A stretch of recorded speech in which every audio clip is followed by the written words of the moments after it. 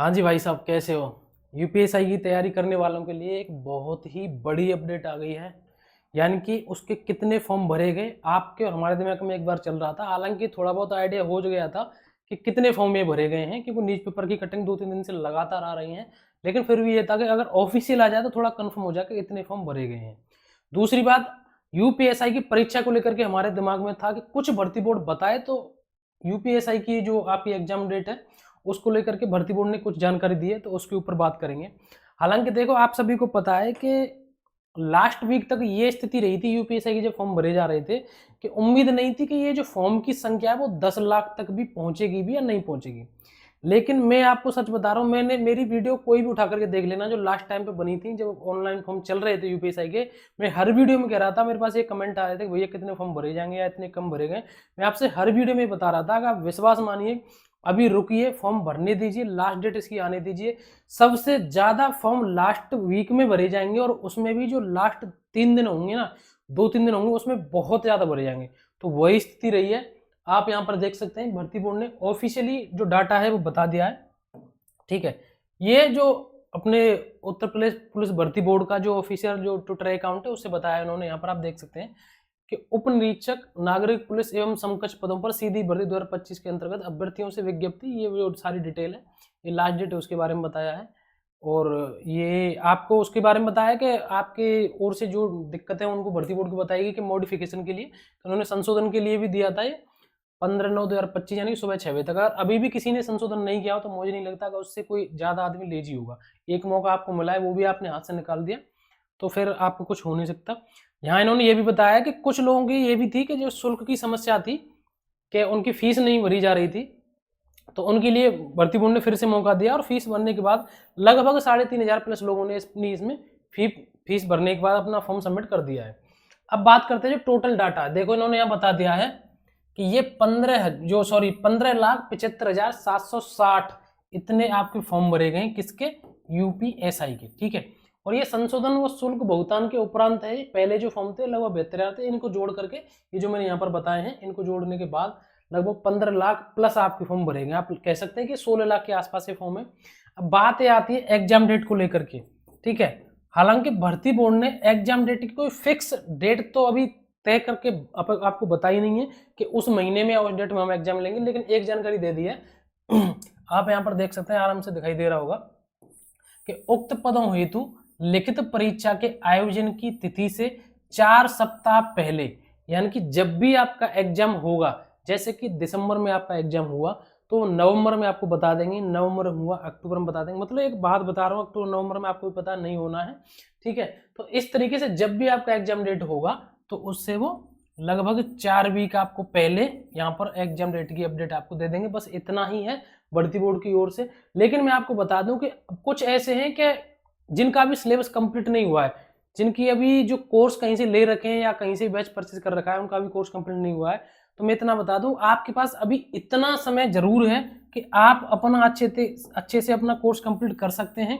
और जो आपके पास बाकी समय बचेगा उसमें आप अपनी अच्छे तरीके से तैयारी कर लेना। ठीक है, तो ये सारी चीजें हैं। दूसरी बात मैं आपको बताऊं, कुछ भाई बहन ऐसे मेरे पास एक कमेंट करके पूछ रहे हैं कि भैया हम जीएस में हिस्ट्री कहाँ से पढ़ें, ज्योग्राफी कहाँ से पढ़ें, पॉलिटी कहाँ से पढ़ें। तो मैं आपको एक चीज बता दूं जो बिल्कुल सही है, ऐसा मत करना कहीं किसी के बहकावे में आप कर रहे।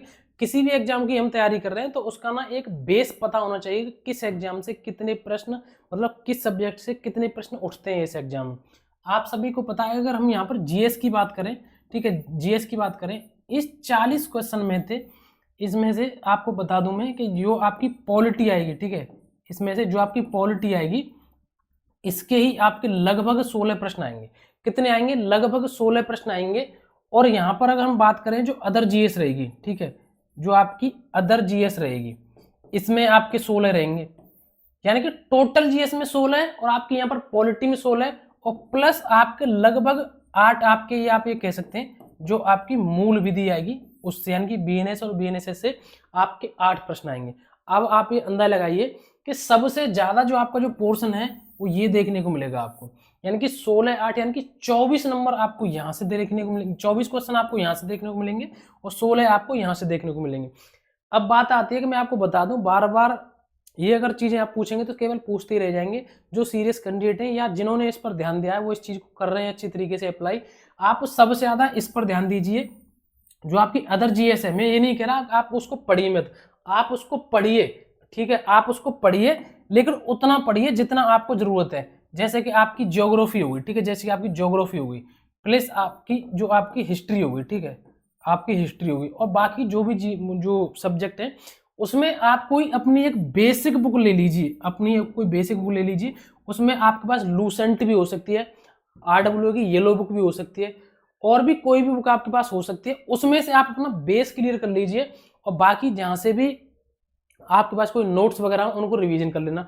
उसमें इतना आपके लिए इनफ रहेगा। दूसरी बात मैं आपको बता दूं, अदर जीएस से कोई इतना करने के बाद कुछ ऐसे प्रश्न आए जो आपसे नहीं बने तो आप यकीन मानना फिर वो किसी से भी नहीं बनेंगे, इतने डीप पूछे जाएंगे। तो बाकी नॉर्मल प्रश्न ही पूछे जाते हैं। सबसे ज्यादा जो आपको पोर्शन पर ध्यान देना है वो ये देना है, फिर से कह रहा हूं मैं आपको जीएस में, कि इसमें आपके 24 क्वेश्चन है जो कि अपने आप में एक अच्छा खासा यहाँ पर रोल प्ले करेंगे। मूल विधि और पॉलिटी आप खुद सोचिए, एक सब्जेक्ट से 16 क्वेश्चन और इतनी सारी सब्जेक्ट से 16, तो आपके लिए बेहतर ये रहेगा आप इस पर ध्यान दीजिए। और ये नहीं कि इसको भी आप छोड़ देंगे, इस पर भी ध्यान दीजिए, लेकिन उतना ध्यान दीजिए जितनी इसको जरूरत है, ठीक है।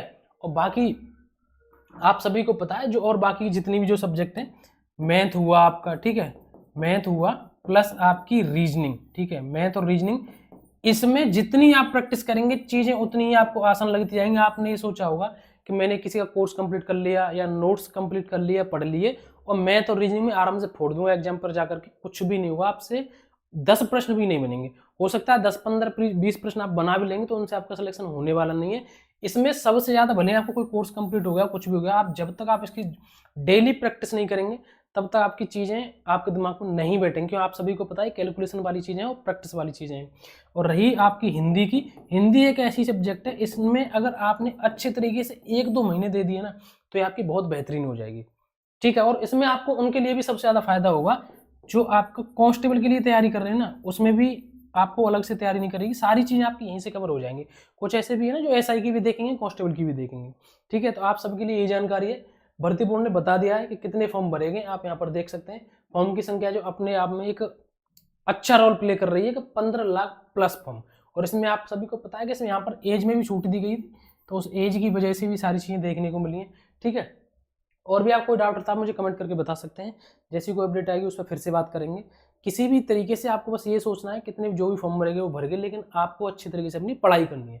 और भी आपको डाउट है फिर से कह रहा हूँ, जो कमेंट करके बता देना। टेलीग्राम से जुड़ जाना, उसकी जो लिंक है मैंने डिस्क्रिप्शन में दे दी। आज के लिए बस इतना ही, मिलेंगे नेक्स्ट वीडियो में। जय हिंद, नमस्कार, राम राम।